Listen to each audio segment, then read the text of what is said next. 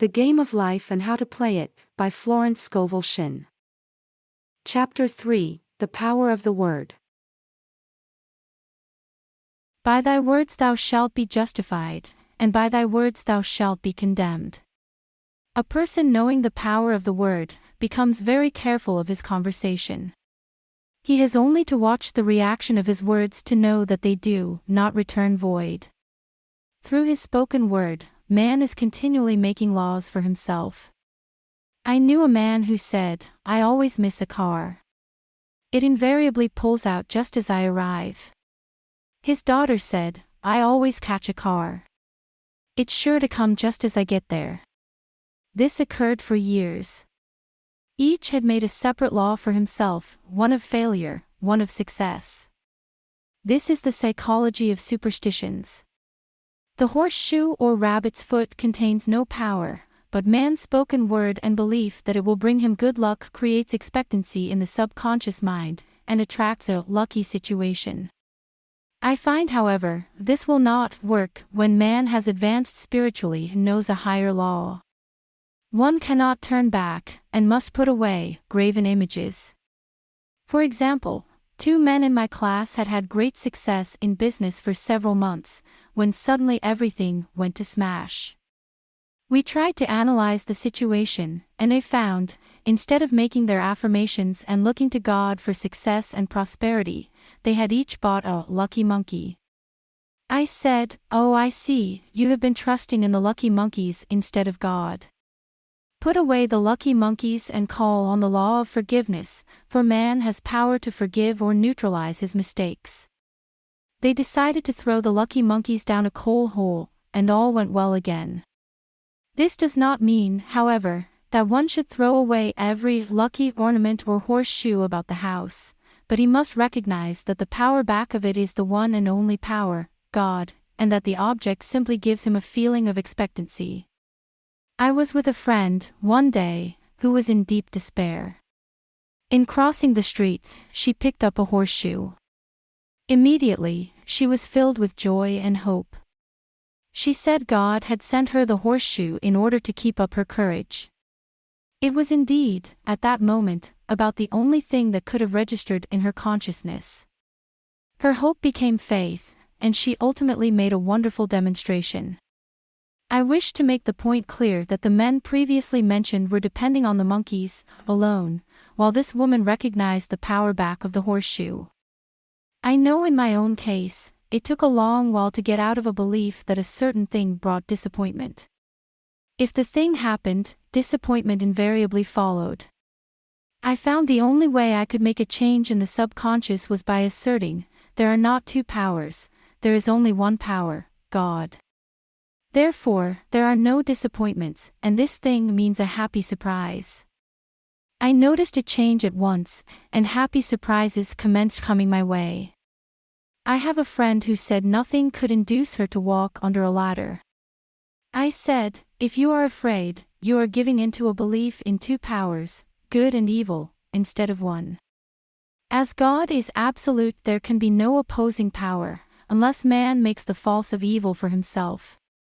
To show you believe in only one power, God, and that there is no power or reality in evil, walk under the next ladder you see." Soon after, she went to her bank. She wished to open her box in the safety deposit vault, and there stood a ladder on her pathway. It was impossible to reach the box without passing under the ladder. She quailed with fear and turned back. She could not face the lion on her pathway. However, when she reached the street, my words rang in her ears and she decided to return and walk under it. It was a big moment in her life, for ladders had held her in bondage for years. She retraced her steps to the vault and the ladder was no longer there. This so often happens. If one is willing to do a thing he is afraid to do, he does not have to. It is the law of non-resistance, which is so little understood. Someone has said that courage contains genius and magic. Face a situation fearlessly, and there is no situation to face, it falls away of its own weight. The explanation is that fear attracted the ladder on the woman's pathway and fearlessness removed it. Thus the invisible forces are ever working for man, who is always pulling the strings himself, though he does not know it. Owing to the vibratory power of words, whatever man voices, he begins to attract. People who continually speak of disease invariably attract it. After man knows the truth, he cannot be too careful of his words. For example, I have a friend who often says on the phone, "Do come to see me and have a fine old-fashioned chat." This old-fashioned chat means an hour of about 500 to 1,000 destructive words, the principal topics being loss, lack, failure, and sickness. I reply, "No, I thank you, I've had enough old-fashioned chats in my life. They are too expensive, but I will be glad to have a new-fashioned chat and talk about what we want, not what we don't want." There is an old saying that man only dares use his words for three purposes: to heal, bless, or prosper. What man says of others will be said of him, and what he wishes for another, he is wishing for himself. Curses, like chickens, come home to roost. If a man wishes someone bad luck, he is sure to attract bad luck himself. If he wishes to aid someone to success, he is wishing and aiding himself to success. The body may be renewed and transformed through the spoken word, and clear vision and disease be completely wiped out of the consciousness. The metaphysician knows that all disease has a mental correspondence, and in order to heal the body one must first heal the soul. The soul is the subconscious mind, and it must be saved from wrong thinking. In the 23rd Psalm we read, "He restoreth my soul." This means that the subconscious mind or soul must be restored with the right ideas, and the mystical marriage is the marriage of the soul and the spirit, or the subconscious and superconscious mind. They must be one. When the subconscious is flooded with the perfect ideas of the superconscious, God and man are one. I and the Father are one. That is, he is one with the realm of perfect ideas. He is the man made in God's likeness and image, imagination, and is given power and dominion over all created things, his mind, body, and affairs. It is safe to say that all sickness and unhappiness come from the violation of the law of love. "A new commandment I give unto you, love one another," and in the game of life, love or goodwill takes every trick. For example, a woman I know had, for years, an appearance of a terrible skin disease. The doctors told her it was incurable, and she was in despair.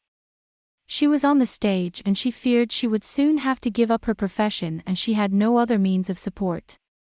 She, however, procured a good engagement, and on the opening night made a great hit. She received flattering notices from the critics and was joyful and elated. The next day she received a notice of dismissal. A man in the cast had been jealous of her success and had caused her to be sent away. She felt hatred and resentment taking complete possession of her, and she cried out, "Oh God, don't let me hate that man." That night she worked for hours, in the silence. She said, "I soon came into a very deep silence. I seemed to be at peace with myself, with the man, and with the whole world." I continued this for 2 following nights, and on the 3rd day I found I was healed completely of the skin disease. In asking for love or goodwill, she had fulfilled the law, for love is the fulfilling of the law, and the disease, which came from subconscious resentment, was wiped out. Continual criticism produces rheumatism, as critical, inharmonious thoughts cause unnatural deposits in the blood, which settle in the joints. False growths are caused by jealousy, hatred, unforgiveness, fear, etc. Every disease is caused by a mind not at ease. I said once in my class, "There is no use asking anyone, 'What's the matter with you?' We might just as well say, 'Who's the matter with you?'"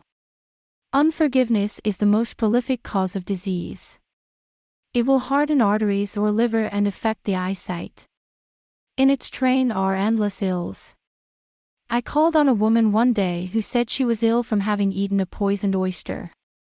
I replied, "Oh, no, the oyster was harmless, you poisoned the oyster. What's the matter with you?" She answered, "Oh, about 19 people." She had quarreled with 19 people and had become so inharmonious that she attracted the wrong oyster. Any inharmony on the external indicates there is mental inharmony. As the within, so the without. Man's only enemies are within himself. And a man's foes shall be they of his own household. Personality is one of the last enemies to be overcome, as this planet is taking its initiation in love. It was Christ's message, peace on earth, goodwill towards man. The enlightened man, therefore, endeavors to perfect himself upon his neighbor. His work is with himself to send out goodwill and blessings to every man. And the marvelous thing is that if one blesses a man, he has no power to harm him. For example, a man came to me asking to treat for success in business. He was selling machinery, and a rival appeared on the scene with what he proclaimed was a better machine, and my friend feared defeat. I said, first of all, we must wipe out all fear and know that God protects your interests and that the divine idea must come out of the situation. That is, the right machine will be sold by the right man to the right man. And I added, don't hold one critical thought towards that man. Bless him all day and be willing not to sell your machine if it isn't the divine idea. So he went to the meeting fearless and non-resistant and blessing the other man. He said the outcome was very remarkable. The other man's machine refused to work and he sold his without the slightest difficulty. But I say unto you, love your enemies, bless them that curse you, do good to them that hate you, and pray for them which spitefully use you and persecute you. Goodwill produces a great aura of protection about the one who sends it, and no weapon that is formed against him shall prosper. In other words, love and goodwill destroy the enemies within oneself. Therefore, one has no enemies on the external. There is peace on earth for him who sends goodwill to man.